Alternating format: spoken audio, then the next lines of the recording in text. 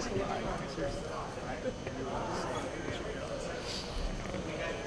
it going? Good. Changing hats today? A little A different? little bit, yeah. A little different look, different caliber of player, but yeah, it's a lot of fun. What, the gist of this, this is mostly for Summer League, right? This is almost entirely for Summer League. Yeah, it's a good way. We did it early. A lot of mini camps are usually towards the end of June. We did it a little bit earlier to try and get a look at these guys before we start committing guys for Summer League. That way, we don't have a blind eye on guys. Our coaches get their hands on them early and really get a good feel for the types of guys we'll bring in. How much of that roster have you already got filled out? I think we have about 4 guys now. That includes like our young guys, you know, Bruno and Bebe, and we're planning on DeAndre playing again. So we're just kind of filling in around there, and then we'll keep a spot open for our draft pick. Just go from there. DeAndre is obviously playing across the world. What's the biggest difference that you've seen in him this time? I think compared to last year? the biggest thing is just getting used to the physicality of professional basketball. I mean, college basketball, like high-level college basketball, it's good, but when you're playing with grown men and are bigger, stronger, you get used to the hits and the speed of the game. And I think spending a year in Australia, it really helped him kind of get used to the different positions that he's going to be playing at our level, and just, you know, learning to take those hits and keep playing through them. Is this mini camp one of the learnings from like last summer, simply because you have such a core group that you're kind of riding with for your summer league team with those 4 roster spots? You talked about lockdown, getting guys that mesh with what you guys plan to do down there? That it definitely comes into play. Yeah, I mean, that's not the reason why we're running the mini camp. I think we do these just to kind of get a look at the group of guys that are outside the NBA, and we kind of target guys that we've had in the past that we're intrigued by and see what they're up to now. But then when we have our young guys that we know are going to be the focal point of our summer league team, we want to make sure we get the right group of guys around them, so that they don't, not that they don't take away from those guys, but they help with their development. How much could a workout like this, going beyond summer league, in 4 months from now, 6 months from now, even a year from now, to have seen these guys up close, how much could that kind of prove useful going forward in the future? It's good. I mean, kind of like what we talked about with the draft workouts, like just getting them in here and getting to know them. And these are guys that we've been monitoring for years, and we had them in on draft workouts, most of them, and you kind of see how, you know, when they're college kids, the kind of people they are. But then now, I mean, these guys are mid-20s, like late 20s, like they're starting to mature and they're getting into their, like, who they are as men, and you see who's, you know, become, you know, different personalities, and they've kind of grown out of, you know, some of the immature stuff they used to have, or like just, you know, different things like that. And so getting them up close and really getting to know who they are, as far as, you know, what kind of person they've become, it's very helpful. On the floor, for some of these guys that you saw last year that you had in for draft workouts, do you see a significant difference in a lot of them in terms of maturation? I think the biggest thing, and DeAndre is a good example, is physically. Like so many of these guys, they don't realize what they need to put into their body to get them ready to play basketball every day, and like this is now what you're getting paid to do.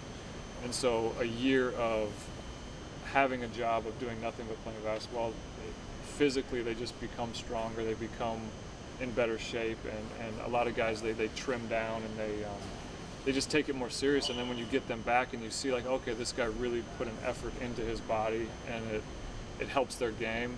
It really, like, that's one of the things that you look for as far as the growth these players do. Does the mentality change for guys like Chinsky or Birch, guys that were here last year trying to audition for spot to be drafted, versus now trying to squeeze their way into summer league or D League or what? From our standpoint or their standpoint? From their standpoint, just the mentality in which they kind of approach the workout. I don't know. That's a good question. I would think that they've kind of been around the block now, so they know a little bit as far as what NBA teams are looking for and what it'll take for them to make the NBA. And I feel like when they're coming in as college kids, like they're pretty naive as far as like what they think. I think so many college kids think they're going to come in and just be a star in the NBA, but it's pretty tough. And so a lot of these players have been humbled a little bit because they didn't make the NBA, or they're not in the NBA for whatever reason now. And so I think that steps that they're taking to get back in the NBA, it kind of changes their outlook on things, and they might approach these workouts a little bit more workmanlike, like a job interview. Not that they're, I think some college workouts and stuff, guys come in like a little bit entitled, and they know that I'm gonna get drafted and I'm gonna be a player. Whereas now these guys have been around and they know like this is a good chance, like I'm in front of a team, and they take it a little more serious. One of the standout names on that paper is Tyrus Thomas. Guy's a bit more of a veteran. What does a guy like that have to do, or what's expected of a guy like that when he's trying to impress teams at this point in his career? I think with him, he's just trying to prove that he still has it. You know, I mean, he's the type of guy that he spent some time away from the game, not just like the NBA, but just away from playing basketball. And I think he's trying to prove that he can, you know, make a comeback. And he spent the last year in the D League, and you know, showed enough to where, like, it's intriguing to see. I mean, we're talking about a top 5 pick in the NBA, and a player that's as versatile as he is, and he's not really all that old either, because he came into the league so young. So it's one of those things where, you know, you want to kick the tires and see like what he's got left. And I think he's kind of in the mode of, he knows he's not at the highest level yet either, because he's still working his way back, but he's doing the same thing that we're doing, he's trying to get back, and we're trying to see what's there. So it's a little bit of a reclamation, you know, from his standpoint, I think. And from that sense, when you look at like a Hassan Whiteside and you see that he was, you know, right in your crosshairs last year, is there that much more of kind of a temptation to ride things out with certain players? Not really. I mean, we had a good look at Hassan, and we were really intrigued by him. It was kind of the same thing where we targeted him for our summer league team because like we needed shot blocking and we needed what he did, and you know, we were really impressed with them. And I think that we see a camp like this as a way to just get a better look at other players in his similar situation to get good evaluations. Because I mean, in summer league, we're evaluating, you know, maybe 8 players, whereas here we get to look at 21 guys in a 2-day period with 3 sessions, and it's a very it's a quick process, but it's a good, competitive, hard, you know, process to be able to see these guys in situations like that. And when you look at the Scrub Brothers, who are kind of at the top of the CIS game, how do you see their game relative to their NCAA counterparts? It's tough. It's tough because it's the CIS is it's hard to kind of we've talked about that, like where would it fall in the NCAA like tiers, and so it's kind of hard to compare that. But when you see them out here competing against, you know, guys in their mid-20s, late 20s that are, you know, and they're holding their own against that, like clearly if you're at the top of the CIS, so you can play with anybody. And I think it helps for them that they've been so well coached, and so they know the game of basketball so well to where something like this isn't that difficult. You know, they're just playing basketball, and you know, you're running a few minor plays, and as long as you do that and you play hard, like you'll be fine. And I think those guys are holding their own for sure. What intrigues you about their skill set? What do you like? You know, I think that it's they're both pretty intriguing, just because they're, like I said, they have such high IQs. When like we're evaluating, like not just those two, but everyone for summer league, like we want to see like how they know the game, because it's such a short period of time that we have them.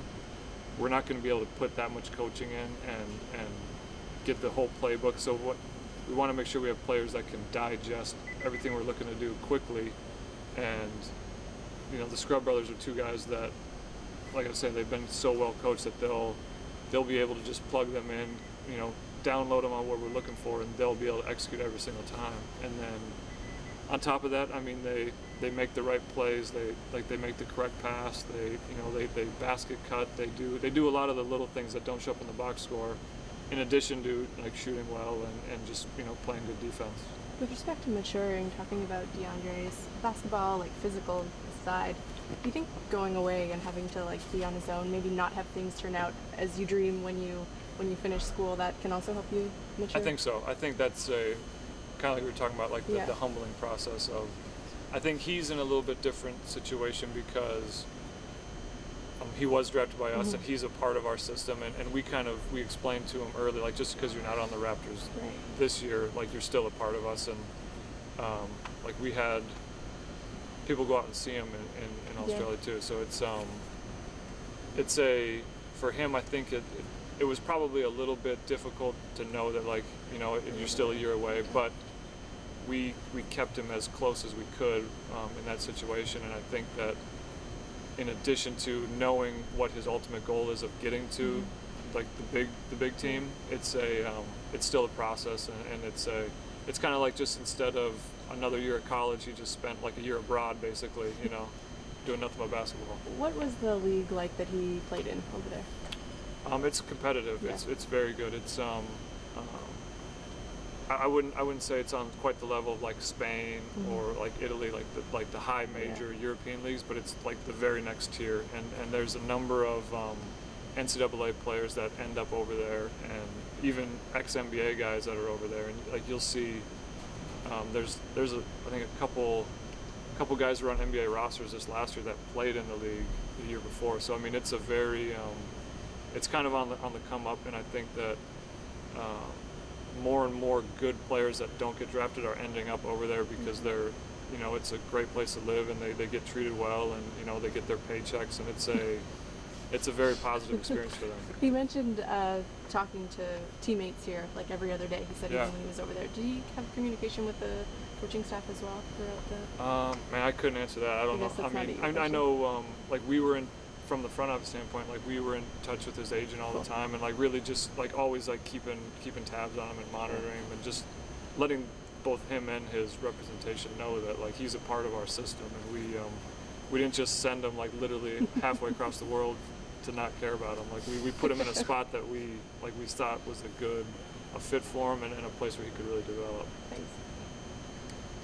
Thanks, Dan. Yeah. All right, guys. People like getting